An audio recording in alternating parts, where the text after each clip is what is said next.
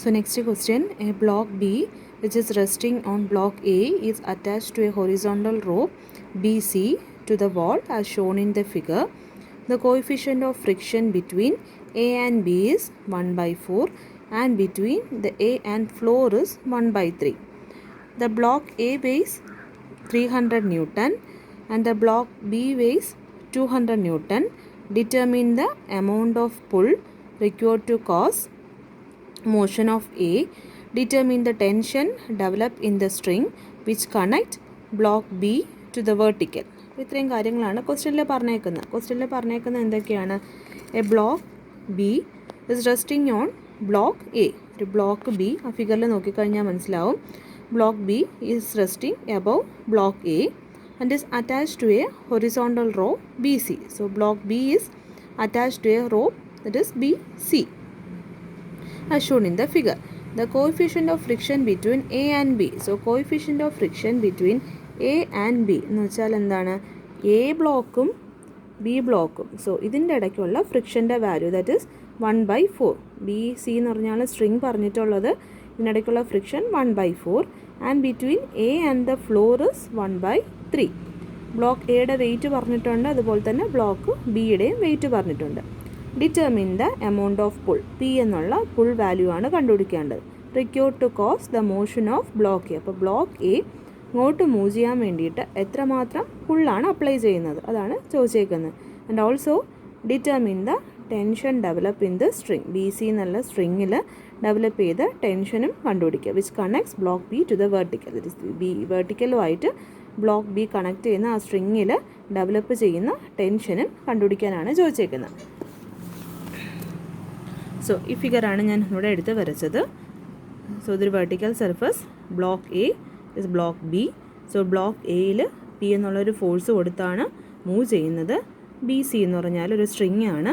That is ഫ്രിക്ഷൻ്റെ വാല്യൂസും തന്നിട്ടുണ്ട്.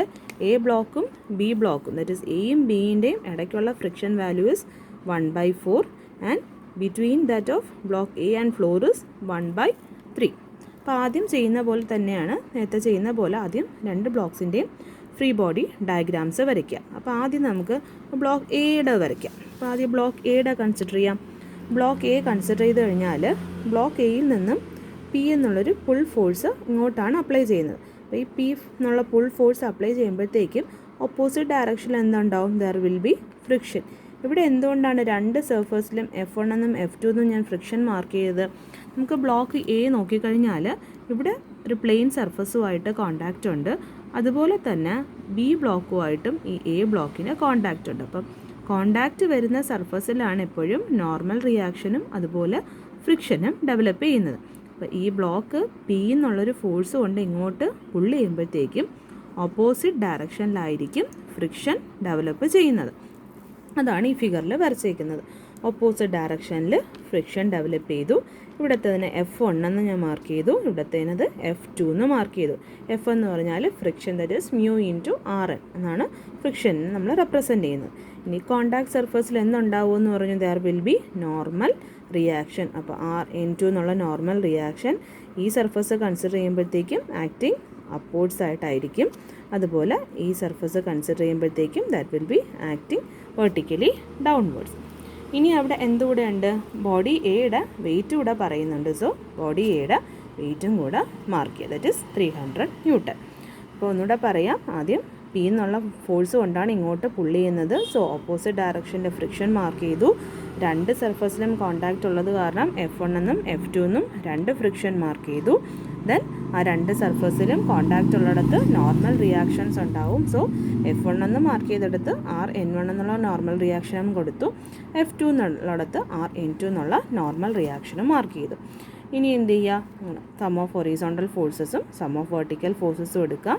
Horizontal force എടുക്കുമ്പോഴത്തേക്ക് എന്തൊക്കെ വരും? F1 + F2 - of P = 0.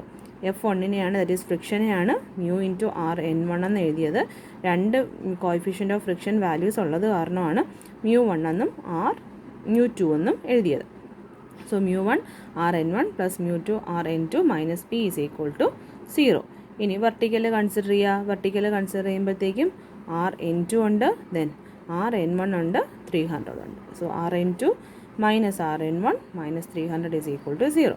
അപ്പോൾ ഇതിനകത്ത് നമുക്ക് അൺനോൺ ക്വാണ്ടിറ്റീസ് കണ്ടുപിടിക്കാനുള്ള വേറെ ഒരു വാല്യൂസ് നമുക്ക് കിട്ടിയില്ല. അപ്പോൾ ഇനി എന്ത് ചെയ്യുക, ബ്ലോക്ക് ബിയുടെ ഇതുപോലെ ഫ്രീ ബോഡി ഡയഗ്രാം വരയ്ക്കുമ്പോഴത്തേക്കും നമുക്ക് അതിനകത്ത് നിന്ന് നമുക്ക് ആവശ്യമുള്ള 2-3 വാല്യൂസ് കിട്ടും. അപ്പോൾ ഇനി ബ്ലോക്ക് ബി കൺസിഡർ ചെയ്യാം. അപ്പോൾ ബ്ലോക്ക് ബി കൺസിഡർ ചെയ്യാം. അപ്പോൾ ബ്ലോക്ക് ബി കൺസിഡർ ചെയ്യുമ്പോഴത്തേക്കും ആദ്യം ഫ്രിക്ഷൻ വരച്ചതിന് ശേഷം മാത്രമേ ടെൻഷൻ്റെത് മാർക്ക് ചെയ്യാൻ പാടുള്ളൂ. അപ്പോൾ ബ്ലോക്ക് ബി കൺസിഡർ ചെയ്ത് കഴിഞ്ഞാൽ കോണ്ടാക്ട് സർഫസ് എവിടെയാണ്? ഇവിടെയാണ് കോണ്ടാക്ട് സർഫസ്. അപ്പോൾ കോണ്ടാക്ട് സർഫസിൽ ആദ്യം നമുക്ക് ഒരു നോർമൽ റിയാക്ഷൻ മാർക്ക് ചെയ്യാം.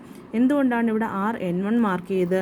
ബ്ലോക്ക് എയും ബ്ലോക്ക് ബിയും കോണ്ടാക്റ്റ് വരുന്നിടത്ത് നമ്മൾ 1 എന്നുള്ള നൊട്ടേഷനാണ് കൊടുത്തത്. സോ ബ്ലോക്ക് എ കൺസിഡർ ചെയ്യുമ്പോഴത്തേക്കും ബ്ലോക്ക് എയിലോട്ട് ആയിരിക്കും നോർമൽ റിയാക്ഷൻ കൺസിഡർ ചെയ്യേണ്ടത്.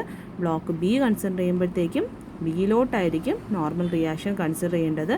ഇത് രണ്ടും കോണ്ടാക്റ്റ് വരുന്നത് കാരണം RN1 എന്ത് തന്നെയായിരിക്കും? സെയിം തന്നെ ആയിരിക്കും. നമ്മൾ ഫ്രീ ബോഡി ഡയഗ്രാം പഠിച്ചെടുത്ത് പറഞ്ഞിട്ടുണ്ട്. ബോൾസ് തമ്മിൽ കോണ്ടാക്റ്റ് വരുന്നൊരു പ്രോബ്ലം ചെയ്ത സമയത്ത് 2 ബോളിലോട്ട് നമ്മൾ നോർമൽ റിയാക്ഷൻസ് മാർക്ക് ചെയ്തു. അത് സെയിം ആണെന്ന് പറഞ്ഞിട്ടുണ്ട്. അതേ സെയിം കാര്യം തന്നെയാണ് ഇവിടെയും. കോണ്ടാക്റ്റ് വരുന്നിടത്ത് നമ്മൾ റിയാക്ഷൻ കൺസിഡർ ചെയ്ത് കഴിഞ്ഞാൽ ഏത് ബോഡിയാണോ കൺസിഡർ ചെയ്യുന്നത് ആ ബോഡിയിലോട്ട് നമ്മൾ റിയാക്ഷൻ കൺസിഡർ ചെയ്യണം. കോണ്ടാക്ട് സർഫസ് ആയത് കാരണം എ കൺസിഡർ ചെയ്യുമ്പോഴത്തേക്കും ടുവേർഡ്സ് എ ആയിരിക്കും കൺസിഡർ ചെയ്യേണ്ടത്. ബി കൺസിഡർ ചെയ്യുമ്പോഴത്തേക്കും ടുവേർഡ്സ് ബി ആയിരിക്കും കൺസിഡർ ചെയ്യേണ്ടത്. ആ 2 നോർമൽ റിയാക്ഷൻസും സെയിം തന്നെ ആയിരിക്കും. അതുകൊണ്ടാണ് ഇവിടെ RN1 ടുവേർഡ്സ് ദ ബ്ലോക്ക് എടുത്തതും അതുപോലെ തന്നെ RN2 ടുവേർഡ്സ് ദ ബ്ലോക്ക് എടുത്തത്.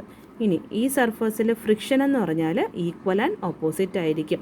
ഇവിടെ ഹോൾഡ് ചെയ്ത് നിർത്തണം എന്നുണ്ടെങ്കിൽ ഫ്രിക്ഷൻ ഈക്വൽ ആൻഡ് ഓപ്പോസിറ്റ് ആയിരുന്നാൽ മാത്രമേ അവിടെ ഹോൾഡ് ചെയ്യത്തുള്ളൂ. ഇല്ലാന്നുണ്ടെങ്കിൽ എന്ത് ചെയ്യും? ഇതിങ്ങനെ നിൽക്കത്തില്ല, ഇക്വിലിബ്രിയം ആവത്തില്ല. എയും ബിയും അവിടെ ഇങ്ങനെ പൊസിഷനിൽ ഇക്വിലിബ്രിയം ആവത്തില്ല. സോ ഇവിടെ ഡെവലപ്പ് ചെയ്യുന്ന ഫ്രിക്ഷൻ എപ്പോഴും ഈക്വൽ ആൻഡ് ഓപ്പോസിറ്റ്. അപ്പോൾ ഈ എ ബോഡി കൺസിഡർ ചെയ്യുമ്പോഴത്തേക്കും ഈ ഡയറക്ഷനിലോട്ടാണ് ഫ്രിക്ഷൻ കൺസിഡർ ചെയ്തിരുന്നത്. ദാറ്റ് ഈസ് റൈറ്റിലോട്ട് ഫ്രിക്ഷൻ കൺസിഡർ ചെയ്താൽ ബി ബോഡി കൺസിഡർ ചെയ്യുമ്പോഴത്തേക്കും ലെഫ്റ്റിലോട്ടായിരിക്കും ഫ്രിക്ഷൻ കൺസിഡർ ചെയ്യേണ്ടത്. കാരണം സർഫസ് ഓഫ് കോണ്ടാക്റ്റിൽ അല്ലെങ്കിൽ ഈ 2 ബ്ലോക്സിൻ്റെയും ഇടയിൽ വരുന്ന ഫ്രിക്ഷൻ ഈക്വൽ ആൻഡ് ഓപ്പോസിറ്റ് ആയിരിക്കും. അപ്പോൾ ഇവിടെ നമ്മൾ നോക്കിക്കഴിഞ്ഞാൽ ഫ്രിക്ഷൻ ടുവേർഡ്സ് റൈറ്റ് ആണ് നമ്മൾ കൺസിഡർ ചെയ്തത്.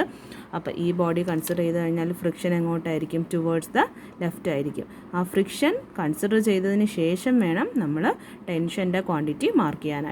സോ അപ്പോൾ ടെൻഷൻ BC എന്നുള്ള സ്ട്രിങ് ആണ്. എപ്പോഴും ടെൻഷൻ മാർക്ക് ചെയ്യുന്നത് ഔട്ട്വേർഡ്സ് ആണ്. സോ ടെൻഷൻ T മാർക്ക് ചെയ്യുക. ബി ബ്ലോക്കിൻ്റെ വെയിറ്റും തന്നിട്ടുണ്ട്. അത് 200 മാർക്ക് ചെയ്യുക. അപ്പം എങ്ങനെയാണ് ഫ്രിക്ഷൻ മാർക്ക് ചെയ്തതെന്ന് ഞാൻ ഒന്നുകൂടെ പറയാം. കോണ്ടാക്ട് സർഫസിൽ എപ്പോഴും ഫ്രിക്ഷൻ ഈക്വൽ ആൻഡ് ഓപ്പോസിറ്റ് ആയിട്ടായിരിക്കും നമ്മൾ കൺസിഡർ ചെയ്യേണ്ടത്. എയും ബിയും ഒരു കോണ്ടാക്ട് സർഫസ് ആണ്. നമ്മൾ ഓൾറെഡി എ എടുത്തപ്പോഴത്തേക്കും friction towards the right mark ചെയ്തു. സോ അതുകൊണ്ട് ബി എടുക്കുമ്പോഴത്തേക്കും അതിൻ്റെ ഓപ്പോസിറ്റ് ഡയറക്ഷനിലായിരിക്കും ഫ്രിക്ഷൻ. That is equal and opposite ആയിരിക്കും. നോർമൽ റിയാക്ഷൻ പറഞ്ഞതുപോലെ തന്നെ ആയിരിക്കും ഫ്രിക്ഷനും വരിക. സോ അപ്പോൾ ഇനി എന്ത് ചെയ്യാം? Sum of horizontal forces equal to 0 എന്നുള്ള കണ്ടീഷൻ എടുക്കുക. ഹൊറിസോണ്ടൽ ഫോഴ്സ് അവിടെ എന്തൊക്കെ വരും? T ഉണ്ട്, മൈനസ് ഓഫ് F1 ഉണ്ട്. So T minus F1 is equal to 0. ഇപ്പോൾ F1 എന്ന് പറഞ്ഞാൽ μ1 ഇൻറ്റു RN1. അതിനകത്ത് നമുക്ക് വാല്യൂ കണ്ടുപിടിക്കാനായിട്ട് ഇനി എന്ത് വേണം? RN1ൻ്റെ വാല്യൂ വേണം. അപ്പോൾ RN1 കണ്ടുപിടിക്കാൻ എന്ത് ചെയ്യും? Sum of force along vertical direction is equal to 0. Vertical direction 0 consider ചെയ്യുമ്പോഴത്തേക്ക് അവിടെ എന്തൊക്കെയാണ് വരിക? അപ്വേർഡ്സ് RN1 ഉണ്ട്, ഡൗൺവേർഡ്സ് -200 ഉണ്ട്. So RN1 is equal to 200 കിട്ടും. RN1 200 കിട്ടിയാൽ നമുക്ക് ഈ ആദ്യത്തെ ഇതിനകത്ത് നിന്ന് നമുക്ക് ടെൻഷൻ്റെ വാല്യൂ കണ്ടുപിടിക്കാമല്ലോ. കാരണം കോണ്ടാക്ട്സ് എയും ബിയും തമ്മിലുള്ള കോണ്ടാക്ട് സർഫസിലുള്ള ഫ്രിക്ഷൻ്റെ വാല്യൂ നമുക്ക് 1/4 എന്ന് തന്നിട്ടുണ്ട്. സോ അപ്പം μ1 എന്ന് നമ്മളിവിടെ എടുത്തത് ഏതാണ്? എയും ബിയും തമ്മിലുള്ള കോണ്ടാക്ട് സർഫസിലുള്ള ഫ്രിക്ഷനാണ് ഏത് നമ്മൾ എടുക്കുന്നത്? μ1. സോ ദാറ്റ് ഇസ് ഇവിടുത്തെ ബി എന്ന് പറഞ്ഞാൽ കോണ്ടാക്ട് സർഫസ് ആണ് എയും ബി. ക്വസ്റ്റ്യനിൽ തന്നിട്ടുണ്ട് between block A and B that is 1/4 എന്ന്.